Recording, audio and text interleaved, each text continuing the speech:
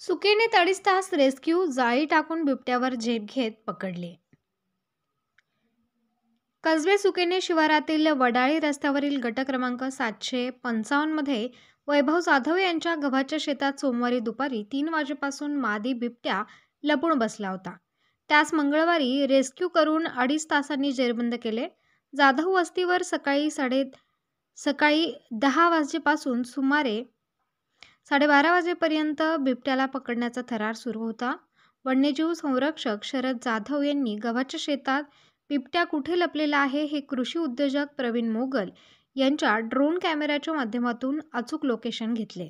सुरुवातीला बिबट्या बसलेल्या ठिकाणी जाळी टाकून जेरबंद करण्याचा प्रयत्न झाला, मात्र त्यातून तो निसटला। त्यानंतर जाधव यांनी त्यावर झेप घेतली, त्यास मानेजवळ जखडून ठेवले। त्यानंतर 5 मिनिटात रेस्क्यू टीमच्या डॉक्टरांनी इंजेक्शन देत बिबट्याला बेशुद्ध करत जेरबंद केले। निफाड येथील वनपाल भगवान जाधव, विजय दोंदे, विजय माळी, शरद चांदेरे, वैभव जाधव यांच्यासह पोलीस व शेतकऱ्यांचा यात सहभाग होता। कसबे सुकेने परिसरात पाणी व लपण्यासाठी ऊस, द्राक्ष, डाळिंब बागा असल्याने बिबट्यांचा नेहमी वावर असतो, त्यामुळे शेतकऱ्यांना नेहमी बिबटे दिसत असतात। 2 महिन्यात 7 ते 8 बिबटे जेरबंद करण्यात आले आहेत। महाराष्ट्र 7/12 न्यूजसाठी किशोर बस्ते।